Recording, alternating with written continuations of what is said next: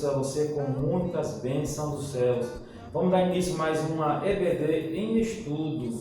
Olha, fica conosco, se inscreva no canal, é um prazer tê-lo conosco. Deixe seu likezinho, faça seu comentário, é muito importante para nós. Esse canal, esse programa é gravado aqui na Igreja da Boa Esperança, Congregação da Boa Esperança, sob a coordenação do pastor James Costa, no qual eu deixo um abraço para ele, certo? A lição de hoje é a lição número 7, que tem como tema o ministério de profeta. A nossa lição temos algumas bases bíblicas. A primeira base bíblica se encontra lá no textual da nossa lição. Primeira carta de Paulo aos Coríntios, 1 Coríntios capítulo 12, o versículo 28, que diz assim: E a uns pôs Deus na igreja, primeiramente apóstolos, e em segundo lugar profetas, e em terceiro doutores, depois milagres, depois dons de curar, socorros, governos e variedade de língua. A nossa verdade prática diz assim: o ministério de profeta é fundamental para a Igreja de Cristo nos dias atuais. É uma lição muito boa.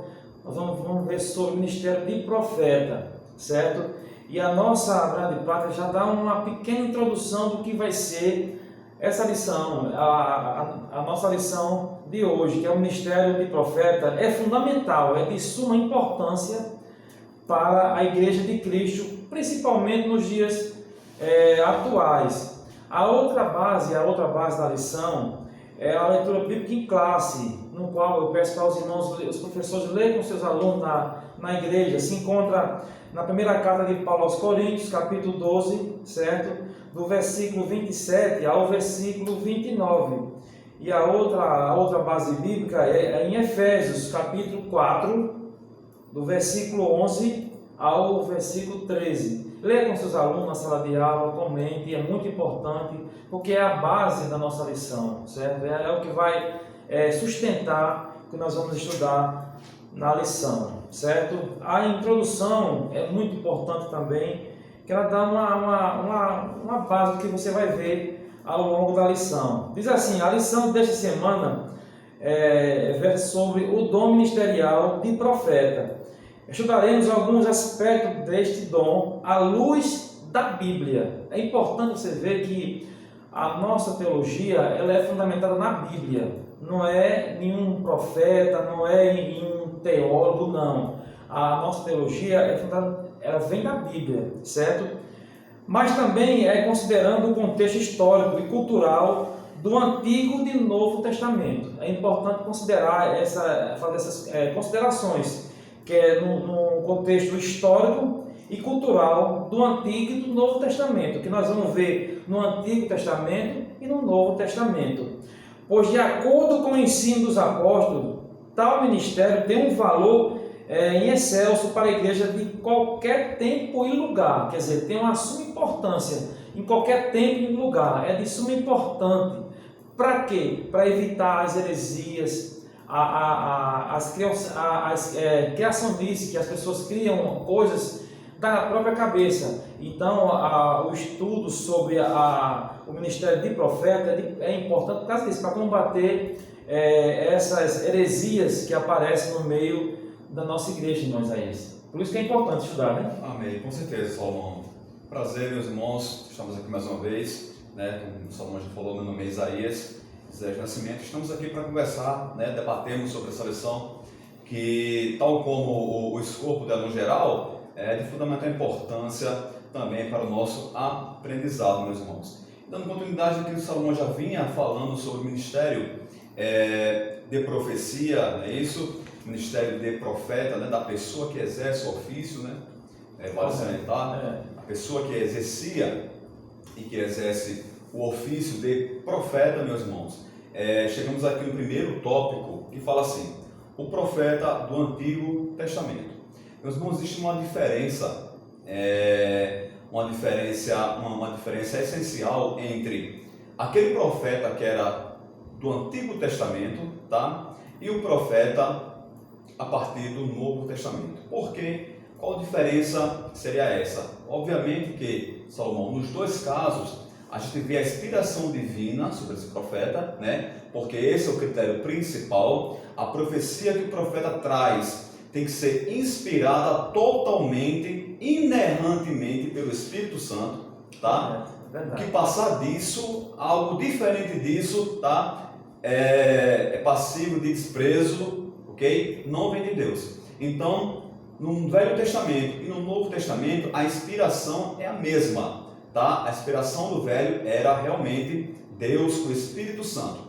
Só que a diferença que nós queremos colocar aqui é que no Velho Testamento, o profeta, ele parecia ser realmente um estilo de vida para o homem que exercia aquele ministério, tá? Então, ser profeta era realmente um estilo de vida. Você pode observar no Antigo Testamento que quando o profeta se aproximava de uma certa cidade, os anciões vinham recebê-lo, temendo e tremendo, porque já olhavam para ele e já o identificavam como profeta. Então ele exercia em toda a sua vida aquele ofício, aquele ministério. Então no Antigo Testamento nós temos essa figura da pessoa realmente ali vivendo o ministério em sua vida, um estilo de vida mesmo, era os profetas do Antigo Testamento, tá ok? Então a gente faz também uma diferença no conceito de ministério de profeta. No conceito mais amplo, o ministério de profeta é aquele que fala em nome de Deus. Era aquele que falava em nome de Deus. E no sentido mais estrito, era aquelas pessoas que são aqueles que recebem revelações de Deus e colocam isso para o corpo da igreja, tá? Entenda que no Antigo Testamento era realmente um estilo de vida do homem, tá? E no Novo Testamento, a pessoa que exerce esse ofício, ele não era reconhecido tão somente como profeta, tá? Ele era reconhecido como no seu ministério como todo, ele exercia pontualmente momentos de profeta. Mas no Antigo nós temos a figura realmente física do profeta exercendo esse ofício, exercendo aí realmente um estilo de vida, digamos assim, tá? Pontuamos assim, que era, Salomão, o dom, o ministério realmente de profecia no Antigo Testamento. É verdade, Moisés. E como você falou, era recebido mesmo pelos competentes, né? Porque o ofício, o conceito, o profeta no Antigo Testamento era um porta-voz importantíssimo de Deus, ele falava em nome de Deus. Vamos ver o segundo subtópico, que é o ofício, certo? O que ele exercia como ofício. Diz aqui, através da inspiração divina, o profeta recebia uma revelação que desvendava o oculto.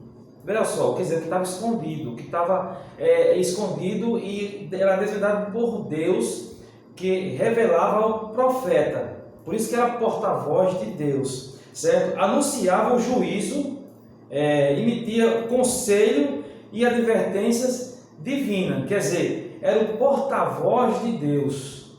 O que ele falava, ele falava da incumbência que era Deus estar falando para o povo. Então o povo recebia muito bem, ao ponto de Esdras, quando lê a palavra, o povo ficar em pé o dia todo escutando a palavra de Deus. Quer dizer, era um porta-voz de Deus. Ele revelava o oculto, o juízo, o conselho de Deus e a advertência. As expressões como veio a mim, diz assim, a palavra do Senhor, assim diz o Senhor, era muito comum naquela época, certo? Vocês vão encontrar isso na Bíblia, relata muito bem sobre isso. Eram fórmulas usuais para o profeta começar a mensagem divina. Jeremias 1, o versículo 4, Isaías 45, versículo 1, fala sobre isso. Símbolos e visões também eram formas de Deus falar através dos profetas ao seu povo, certo? E vocês vão ver como era importante o profeta, como era importante. Anunciava o conselho de Deus, aconselhava, e os reis escutavam muito bem os profetas. O profeta também exercia um importante papel de conselheiro na história do reinado de Israel. Vocês vão ver que muitos profetas, como Natã, eles exerciam esse ministério também de conselheiro, aconselhando muitos reis. Após a divisão do rei de Israel, o profeta passou a ser perseguido, pois sua profecia confrontava diretamente a importância da nobreza, quer dizer, a prepotência da nobreza.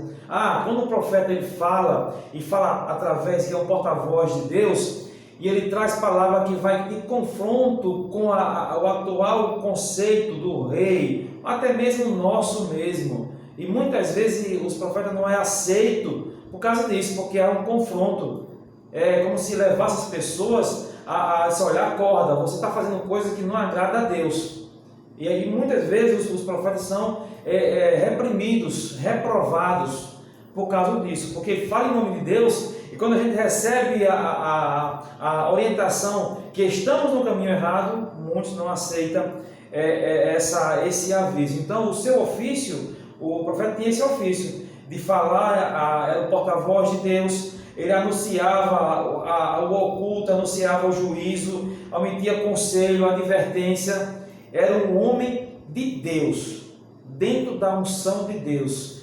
E esses profetas, Isaías, eram escolhidos por Deus. Não tinha uma escolha de um padrinhamento, não era alguém apontado porque tinha uma condição financeira maior. Olha, esse é rico, pode ser. Não. Era Deus que escolhia os profetas. Era a escolha de Deus, irmão Isaías. Com certeza, Salomão. E, meus irmãos, nós estamos aqui falando dos profetas no Antigo Testamento. Que tinha esse ofício que Salomão já colocou aqui, ok, meus irmãos? E que era verdadeiramente um estilo de vida daquela pessoa que exercia esse ofício que Salomão discorreu agora, meus irmãos, tá? Então, surge aí até o século, estamos aqui já no subtópico terceiro, que fala do profetismo, surge aí esse movimento, tá? Com esse termo profetismo, que é o conjunto de profetas, que Deus faz surgir na terra, levanta-os, para o exercício e para o ofício realmente do ministério de profetizar, tá, meus irmãos? Então, o surgimento desse movimento aproximadamente foi ali até o século VIII antes de Cristo, tá, meus irmãos? Até o século VIII antes de Cristo, e eles atuavam tanto em Jerusalém,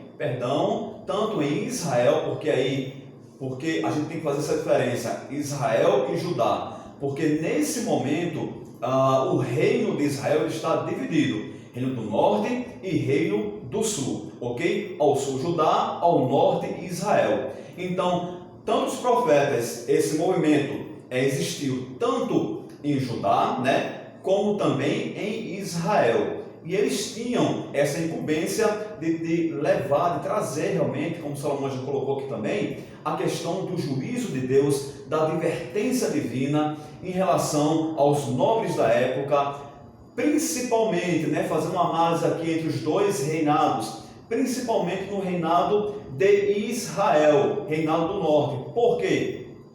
Porque o que acontecia? A idolatria no reino do norte era algo realmente tremendo, era algo realmente que fazia desconhecer mesmo aquele povo como um povo de Deus. A gente sabe que quando houve a separação, houve a mistura de povos em Israel, a separação de reinos, tá? Ficaram a maioria das tribos em Israel, a minoria das tribos ficaram em Judá, e com essa divisão aconteceu que a mistura em Israel foi tremenda, e era necessário realmente, mas Deus não abandonou Salomão, o seu povo, ali. Verdade. Por mais que o povo vivenciasse a idolatria, vivesse realmente a idolatria no seu conceito mesmo ali de sociedade, no seu seio social, Israel estava fundado realmente em idolatria. Vamos entrar aqui no mérito dos dois reinos, porque aí a aula se estende vai para outro viés, a gente não quer isso. A gente quer falar realmente dos profetas que atuavam. Então Deus não abandonou ali o seu povo, não. Deus levantou o seu povo em Israel. A gente vê a figura de vários profetas ali em Israel. Eu quero destacar aqui, Salomão, Jeremias, como profeta, atuando em Israel, Israel vivendo essa questão, essa efervescência da idolatria. Deus levanta lá Jeremias e muitos outros profetas, Isaías também, tá, meus irmãos? Muitos profetas dentro de toda aquela situação realmente pecaminosa que Israel estava vivendo. Então, esse movimento chamado de profetismo surge nesse contexto, tá, meus irmãos? Atua tanto em Judá como também em Israel para advertir o povo e para fazer o povo lembrar do futuro messiânico que estava por acontecer, né? Entenda, profetizar é trazer algo que ainda não existe, ok? Para uma realidade, algo futuro, ok? Que Deus realmente entregava para que, eu falo também porque não é só isso, tá? Também existia a exaltação, também existiam as advertências, mas trazer algo futuro, tá? O próprio Isaías, ele é reconhecido como o profeta messiânico, né? Que anunciou a chegada, a vinda do Messias para o povo de Israel, Salomão. É verdade, mas é verdade mesmo. Olha só, irmãos, dando continuidade à nossa lição, é engraçado que você estava falando, irmão Isaías, sobre o profetismo. Eles tiveram um papel importante aqui também, né? Que eles combateram a restauração do monoteísmo hebreu. Exatamente, exatamente essa questão da idolatria. Isso, né? ele combateu a idolatria. O culto em Israel não era mais monoteísta, não era mais como realmente Deus fez nascer com a nação, não. Mas existia a mistura total e o politeísmo, né, que é a adoração aos vários deuses, estava dentro realmente de Israel. Então eles estavam ali para combater também, né, ser voz de Deus, tá, contra o politeísmo e estabelecer novamente, Salomão, o monoteísmo, que é realmente aí aquilo que Deus fez nascer na nação. Verdade. E engraçado que nesse tempo mesmo foi que os verdadeiros profetas em Israel foram cruelmente surrados. Interessante, né? Presos, mortos. Quer dizer, quando se levanta um grupo para combater o que não agrada a Deus, eles sofrem represália. Não é diferente dos dias de hoje também. Vamos entrar no segundo tópico da nossa lição, que diz assim: o profeta no Novo Testamento. O que a gente viu foi no Antigo Testamento. Vamos ver agora o profeta no Novo Testamento. O primeiro subtópico do segundo tópico diz assim: a importância do termo profeta no Novo Testamento.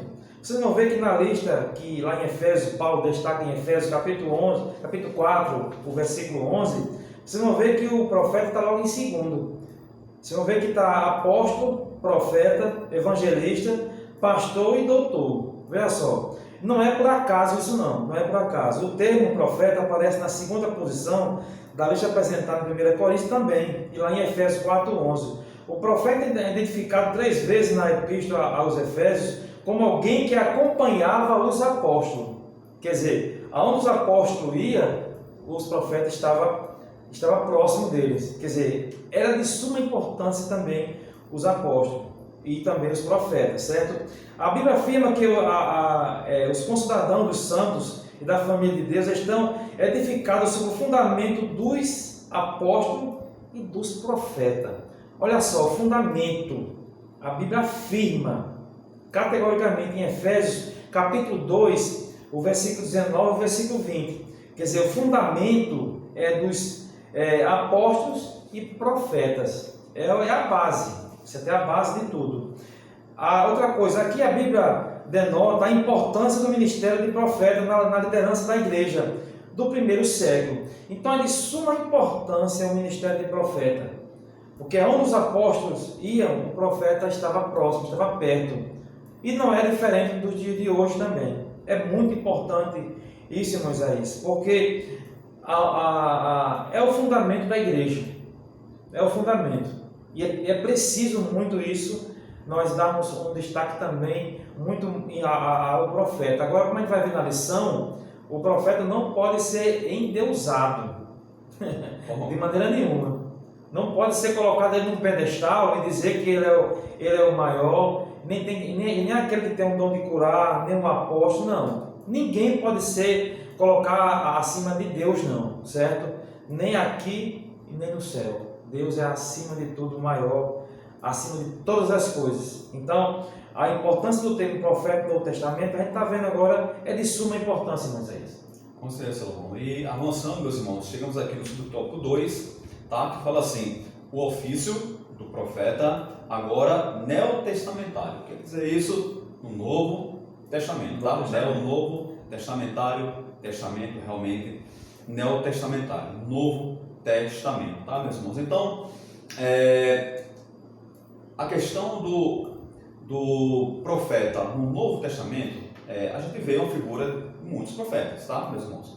Mas existe, como a gente está falando aqui, uma diferença daquele do Velho Testamento. Veja só, no Novo Testamento temos a figura do profeta supremo, aquele que era a própria palavra, aquele que era o verbo encarnado, Jesus Cristo, tá? Ele também era tido como profeta, ok? Se ele anunciava coisas futuras, a gente vê Jesus falando sobre, escatologicamente falando, Jesus anunciando aí coisas futuras, predizendo sua morte, enfim. Isso é profetizado. Jesus profetizava sobre ele mesmo e profetizava sobre as nações e tudo mais. A gente sabe e vê isso no Novo Testamento, na biografia do Mestre, né? Então Jesus era o profeta por excelência, porque ele era a própria palavra, né? A linha encarnada. A gente vê a figura também dos apóstolos, Salomão, apóstolos como profetas. Então, veja que o ofício do profeta no Novo Testamento é trazer essa interpretação para o povo. Interpretar o quê? A palavra de Deus. Não é trazer algo novo à palavra, não é fazer um movimento que nós conhecemos na teologia como uma exegese, que ela colocar algo, um conceito dentro do texto. Que não existe. Não, que não existe, tá? Criar um conceito e colocar dentro do texto, não. Mas é fazer sim uma exegese realmente, e aí muito profundíssima. Por quê? Porque é dada pelo Espírito Santo, tá? Não é uma interpretação feita pelo homem, não. Os apóstolos realmente recebiam a inspiração do Espírito Santo para trazer essa interpretação, tá? E trazer esse ensinamento profético para o povo, anunciando também coisas futuras, tá? Então a gente passa por todos o colégio aí apostólico também, que eram profetas também de Deus, tá, meus irmãos? Vale salientar que o apostolado, esse colégio apostólico, vamos dizer assim, ele se fecha as portas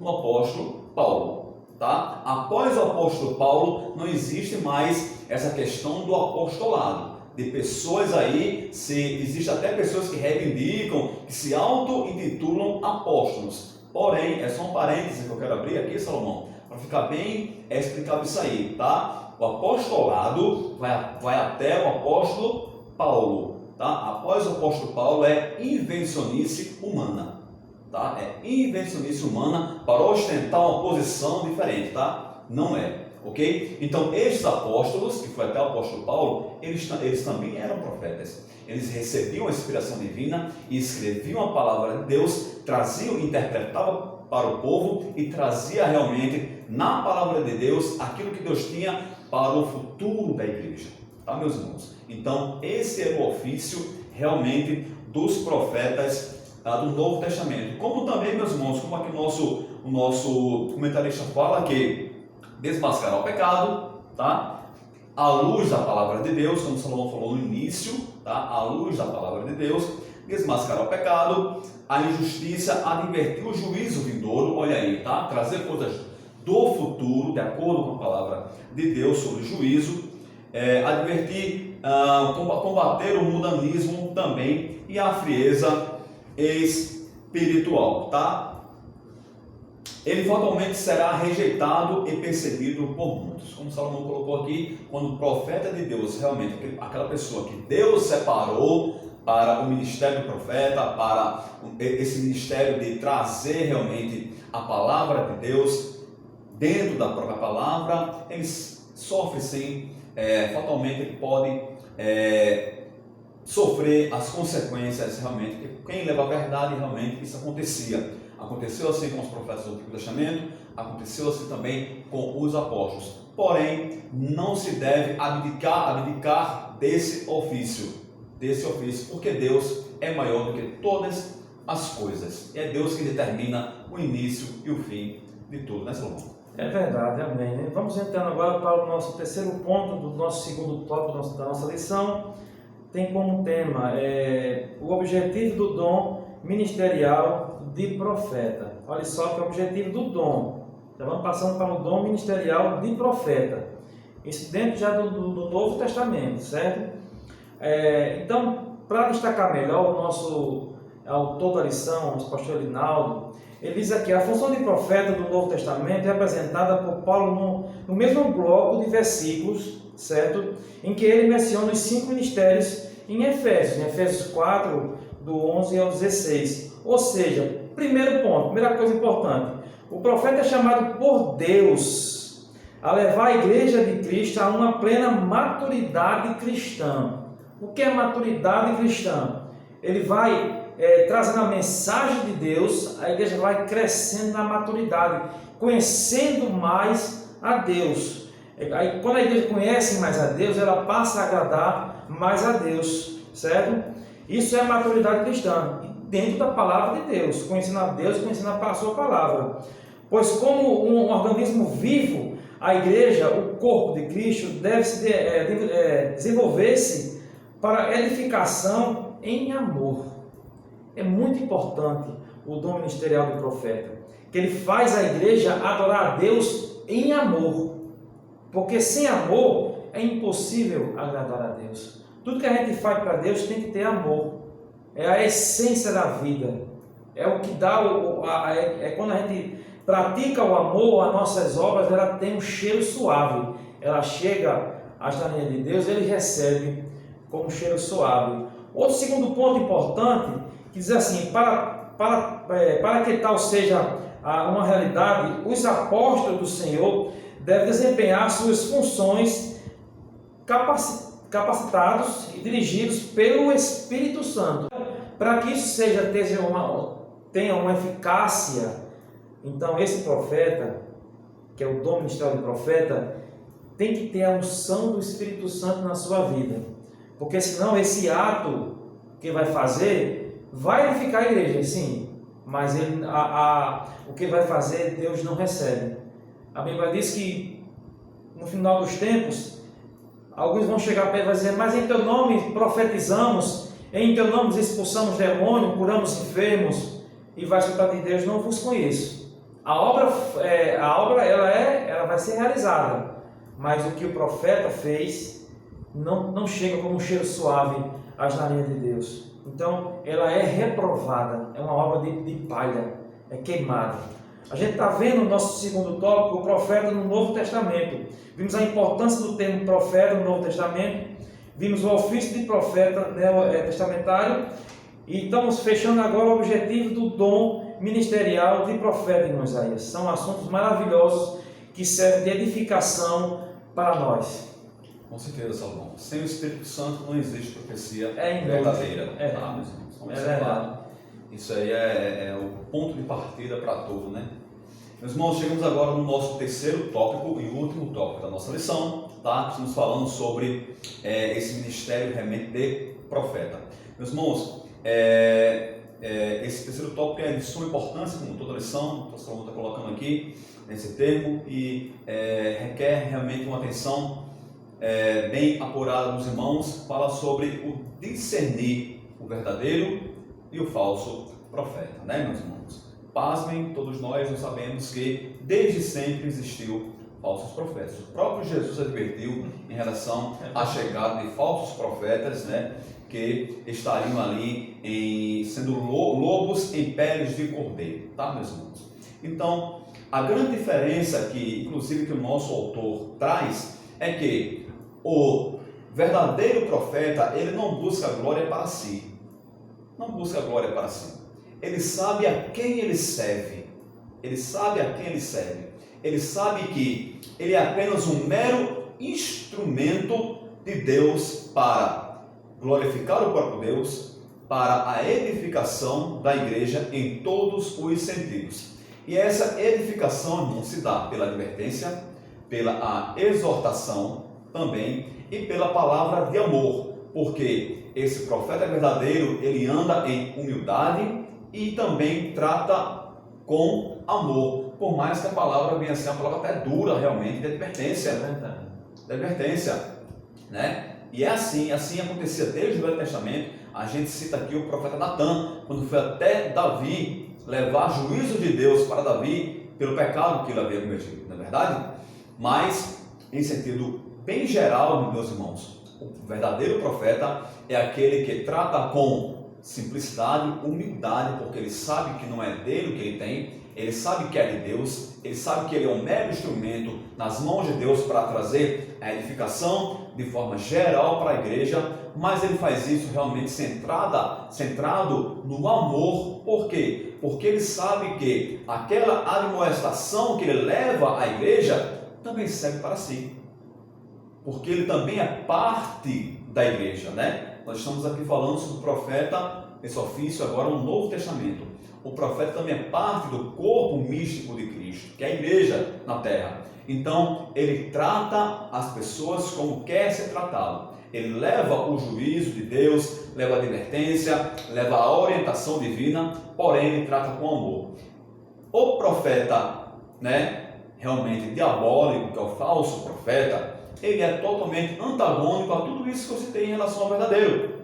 Totalmente. Ele primeiro quer a glória para si, ele faz as coisas para ser realmente visto pelos homens, Verdade. Ele não tem a menor empatia por qualquer outra pessoa, é só ele, é egocêntrico total, é só ele, é por ele e é para ele, tá? Ele não vê ninguém acima dele. Infelizmente, como Salomão colocou aqui, existem pessoas que correm atrás de falsos profetas, tá, meus irmãos? Entenda que a profecia de Deus, ela vai chegar até você. Você não precisa correr atrás de profecia. Você não precisa correr atrás de profetas para ouvir a voz de Deus. Abra a Bíblia, que é a profecia por excelência. Quer ouvir a voz de Deus? Abra a Bíblia, porque Deus vai falar com você. Ali não tem erro. Não tem como falso profeta ali estar, jamais, né? Ali é o Espírito Santo falando diretamente com você. Tá, meus irmãos? Então, mas tem gente que corre atrás de pessoas que elas acham ser profeta de Deus, e muitas das vezes essas pessoas, para ganhar realmente lucro, até mesmo financeiros, benefícios de forma geral, né, se colocam como profetas, só que são falsos profetas, tá? Não glorificam a Deus e muito menos edificam, Salomão, a igreja. É verdade. O segundo subtópico do tópico 3 diz assim: pelos seus frutos os conhecereis. É simples. Uma árvore você conhece se ela é boa pelos seus frutos. E o próprio Jesus, ele falou muito sobre isso. Olha, pelos seus frutos os conhecereis. A advertência séria de Jesus para os seus discípulos foi acerca da preocupação que os falsos profetas, como conhecê-los, como conhecer. Aí Jesus fala, ó, pelos seus frutos os conhecereis. Mateus capítulo 7, versículo 15 e o 20 fala sobre isso. Pois o resultado ou o fruto, certo, do que o profeta diz e faz, revela o seu caráter. É bem simples. Pelo que ele produz de fruto, ele vai mostrar o seu caráter. Ele não vai mostrar pela sua performance, a gente não conhece pela performance não, ou pela sua eloquência, pelo espetáculo que ele vai produzir, não. Se conhece pelo fruto. O fruto não dá para enganar o fruto, não dá para maquiar um fruto gostoso, não. Uma árvore que produz frutos amargos, ela não vai produzir fruto doce, não. Ela vai produzir frutos amargos. Então, por isso que a própria diz, pelos seus frutos você conhece ele, certo? Aí, por isso que Paulo também diz assim, julgar, mandar conferir coisas espirituais com espirituais. Muitas vezes Deus está usando, ou alguém está falando na igreja como dom de profecia, e você não está prestando atenção, não está conferindo, que tem que estar de acordo com a palavra de Deus. Essa aqui como o Isaías falou, é a suprema profecia aqui. É a suprema, está acima de tudo. O que for dito, o que for falado, o que for profetizado, tem que estar de acordo com a palavra de Deus. Porque se não tiver, é anátema, é maldição. Não presta, não tem nenhum aproveito. Então, não se conhece pela performance ou pelo espetáculo, mas pelos seus frutos que eles produzem. É muito fácil conhecer. Então é fácil chegar, olhar para a pessoa e ver como é que ela se comporta, o que ela vai produzir de fruto. Aí você diz, ó, esse é um profeta falso, não é de Deus. Tem uns profetas na internet aí que abrem a sua igreja e começa a falar coisas que não é de acordo com a palavra de Deus. É simples. Você conferir com a Bíblia, foge da Bíblia, então não presta. É maldição. Corra deles. Então, nesse segundo ponto do terceiro tópico, ele destaca: pelos seus frutos os conhecereis, irmãos. Com certeza, Salomão. Isso é muito importante que o crente procure realmente esse discernimento, né? Para que na hora que receber uma profecia, saiba, procure saber realmente se aquilo vem do Espírito Santo ou não, né? E aqui, meus irmãos, o nosso terceiro subtópico, o nosso comentarista ainda fala sobre o falso profeta. Ele diz que, apesar desse falso profeta ser uma pessoa arrogante e ter aquelas características que nós colocamos aqui anteriormente, né? Ele quer realmente se fazer passar pelo verdadeiro, né? Ele quer realmente colocar essa pele de cordeiro, né? Se travestir realmente de um verdadeiro profeta. Então ele fala com muita eloquência. Será que isso basta mesmo para que ele seja verdadeiro? Né? E os frutos que ele produz? E o caráter dele? Né? O caráter é determinante realmente se ele vive uma vida realmente cristã ou não. O verdadeiro profeta, ele vive realmente uma vida cristã. O falso não, é um engodo. O falso engana. O falso conduz realmente à mentira, à perdição, meus irmãos, tá? E o nosso comentarista aqui, ele disse que ele fala até em nome de Jesus, né? Se coloca muito bem, tá? Porém, a essência não vem do Espírito Santo. Por mais que ele se coloque e fale no nome de Jesus em suas palavras, a essência não vem do Espírito Santo. E se não vem do Espírito Santo, não é verdadeiro, meus irmãos. Então, que busquemos do Espírito Santo de Deus, tá? Esse discernimento através da palavra de Deus para colocarmos aí em xeque essas profecias desses falsos profetas que você já desconfia que não vem de Deus, tá, meus irmãos? Então, julgue a profecia segundo a palavra de Deus. Nós colocamos aqui em aulas anteriores que o princípio para nós julgarmos as profecias é segundo a palavra.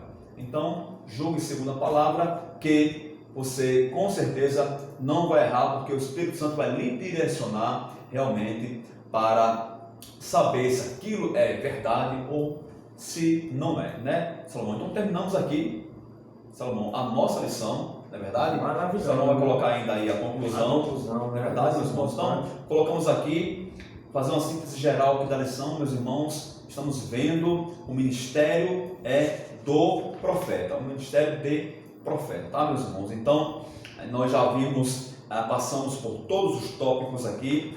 O primeiro tópico que nós abordamos aqui foi o profeta no Antigo Testamento, o segundo foi o profeta no Novo Testamento, e o terceiro, o discernir entre o verdadeiro e o falso. Nós colocamos as características, o primeiro tópico, falamos das características gerais daquilo que era ser profeta no Antigo Testamento, como estilo de vida. No Novo Testamento nós discorremos sobre características também da pessoa que exercia o ofício de profetas. Falamos que Jesus Cristo, colocamos a figura de Jesus como o profeta por excelência, depois os apóstolos, chegando até o apóstolo Paulo também, e de pessoas que trazem realmente, fazem realmente a interpretação da palavra de Deus para com o povo, no sentido de advertir, no sentido de exortar e de orientar o corpo místico da igreja. E chegamos ao nosso último tópico, que fala sobre o verdadeiro e o falso. Fazendo, Salomão, fizemos aqui a diferenciação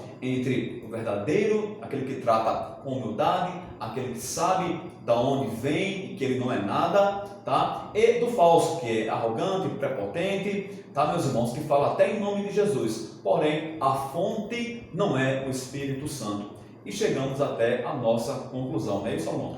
É verdade, você já falou praticamente tudo que eu ia dizer, muito bem colocado, mas aí parabéns para o irmão. E como a gente já viu o ministério na nossa lição, o ministério que a gente viu de profeta veio no Antigo e no Novo Testamento. As duas bases para que a gente possa comentar a lição é no Antigo e no Novo Testamento, que um concorda com o outro, certo? E na nossa conclusão diz assim que o profeta do Senhor, com autoridade e sabedoria divina, deve desmascarar a injustiça e o falso profetismo,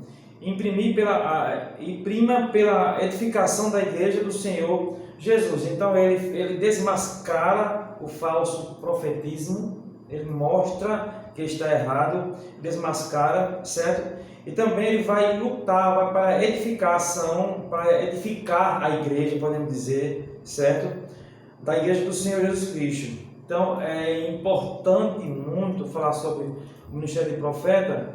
Por quê? Porque o espírito de engano, irmãos, do anticristo está no nosso meio, está no meio do povo. E quanto mais a gente tiver desse ministério de profeta, como dom de profeta no nosso meio, Isaías, é bom que é para revelar o que está oculto, o que está por trás de uma ideia do inimigo para destruir a igreja do Senhor. Mas a palavra do Senhor, ela é justa, ela diz que as portas do inferno não vai prevalecer contra a sua igreja, contra a noiva de Cristo. Não vai. Ele vai tentar, mas não vai conseguir. Eu espero que a gente tenha trazido para você uma luz sobre essa lição. O intuito do nosso canal, como a Isaías fez muito sobre isso aqui, não é para substituir a EBD, não. Vá para a escola dominical, compareça à sua escola dominical, não deixe de comparecer. A gente sempre diz, leve mais gente, certo? Nesse canal não veio tomar lugar da EBD, não, de maneira nenhuma. É só para que você possa ter uma luz sobre essa aula, sobre a lição, e possa até trazer perguntas para os seus professores e participar mais da aula, né, Isaías? Para que haja crescimento da obra do Senhor. Que Deus te abençoe com muitas bênçãos do céu, certo? E não se esqueça, se inscreva no canal, deixe seu likezinho, comente sobre essa lição, que é de muita importância para nós. Amém.